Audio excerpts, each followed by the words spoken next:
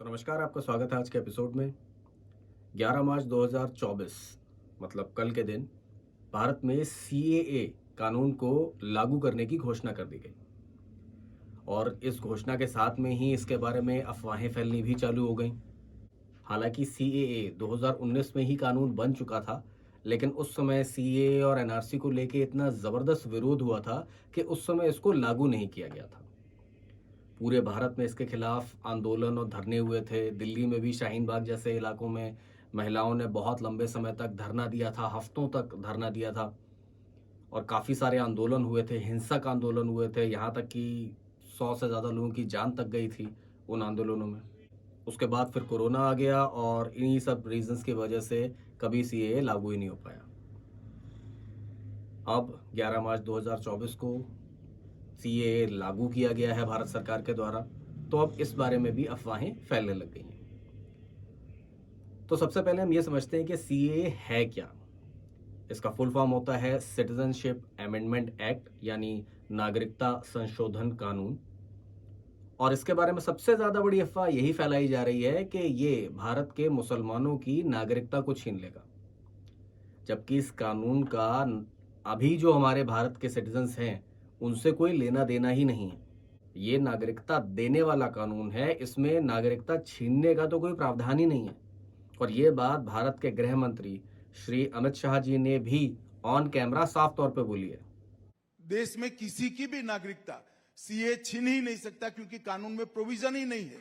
CA जो शरणार्थी आए हैं पाकिस्तान और बांग्लादेश से धार्मिक प्रताड़ना के कारण, उनको नागरिकता देने का कानून है और मैं मानता हूं इसमें किसी का विरोध नहीं होना चाहिए। अब बाकी सारी बातें करने से पहले हम जरा आम भाषा में ये बात समझते हैं कि सीए आखिर है क्या।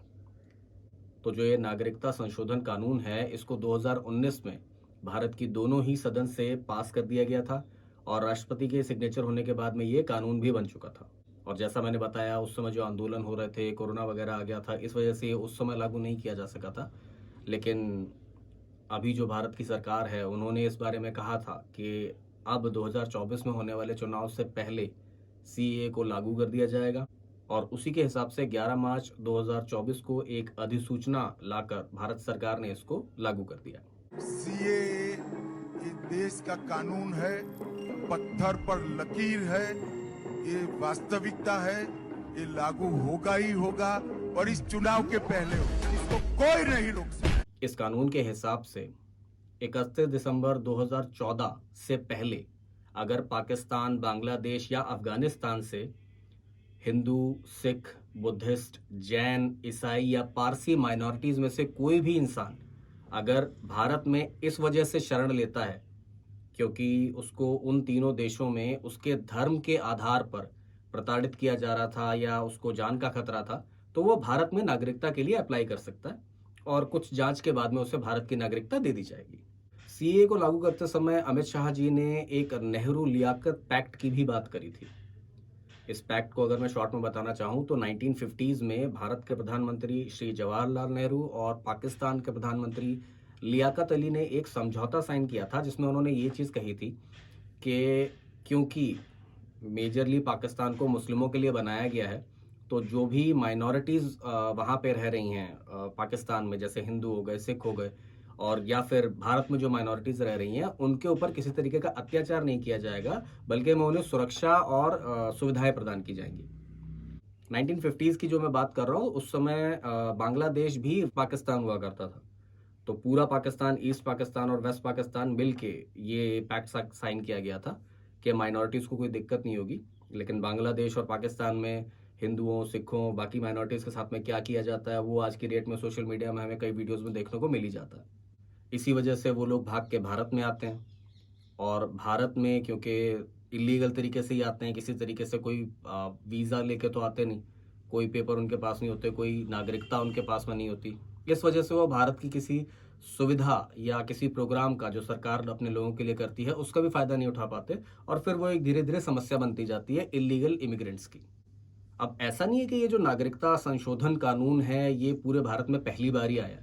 इससे पहले भी 2 बार ये नागरिकता संशोधन कानून आ चुका है। सबसे पहले 1950s में कांग्रेस की ही सरकार में नेहरू सरकार के द्वारा एक इमिग्रेंट्स एक्ट लेके आया गया था, जिसमें आसाम में गलत तरीके से आने वाले, गलत मंशा से घुसने वाले लोगों को निकालने की और पाकिस्तान से धर्म के आधार पे सताए जाने की वजह से जो लोग भारत में आ रहे थे, उन हिंदुओं और सिखों को भारत में रहने का अधिकार देने की बात की गई थी।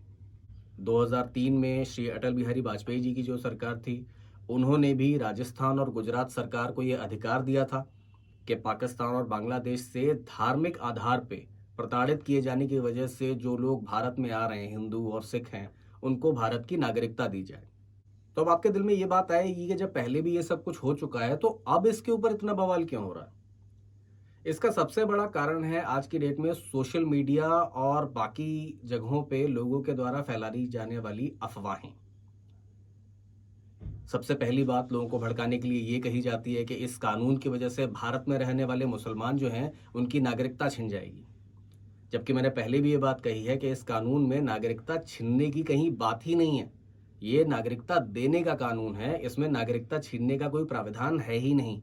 दूसरी बात कही जाती है कि इस कानून में सिर्फ हिंदू, सिख, बुद्धिस्ट, जैन और ईसाइयों को ही क्यों शामिल किया गया, पारसी लोगों को ही शामिल क्यों किया गया, मुस्लिमों को शामिल क्यों नहीं किया गया। इसलिए ये जो कानून है ये मुस्लिम विरोधी है।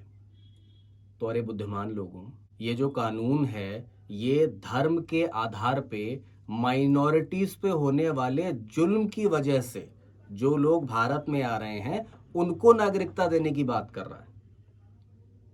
पाकिस्तान, बांग्लादेश और अफगानिस्तान जिन देशों की बात की जा रही है वो मुस्लिम देश हैं। वहां पे मुस्लिम माइनॉरिटी कैसे हो सकते हैं? जब देश ही मुस्लिम है तो वहां के मुस्लिम माइनॉरिटी में कैसे आ जाएंगे? तो जो वहां की माइनॉरिटी है, जो हिंदू, बुद्ध, जैन, ईसाइयों की बात हो रही है, वो वहां पे माइनॉरिटीज में है जिन पे धर्म के आधार पे अत्याचार किया जाता है, जिसके वीडियोस और बाकी सारे डॉक्यूमेंट यूनाइटेड नेशंस से लेके सोशल मीडिया एकेडमीज तक सब जगह मिल जाते हैं।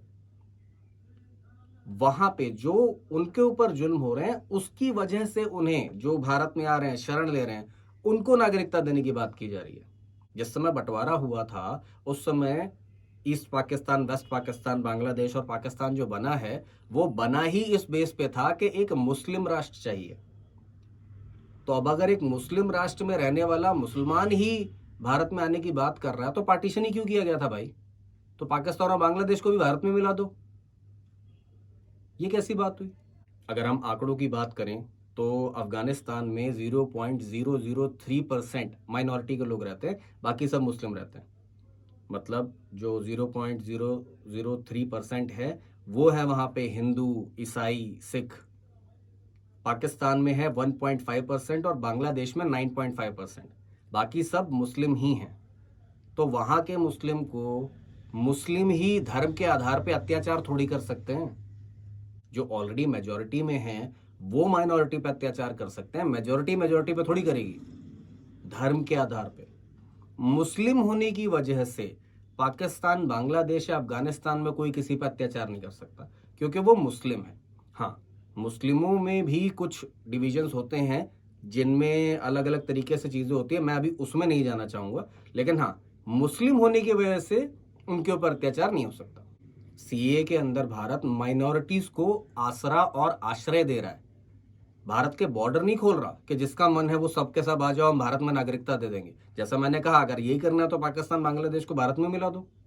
अब अगर बात की जाए कि यही 3 देश इस कानून में क्यों रखे गए हैं, तो यही भारत के सबसे पास के मुस्लिम कंट्रीज हैं, जिनमें से 2 की तो बाउंड्री ही भारत से लगती है, पाकिस्तान और बांग्लादेश, और तीसरा अफगानिस्तान है जहां से मोस्टली माइग्रेंट्स भारत में आके शरण लेते हैं।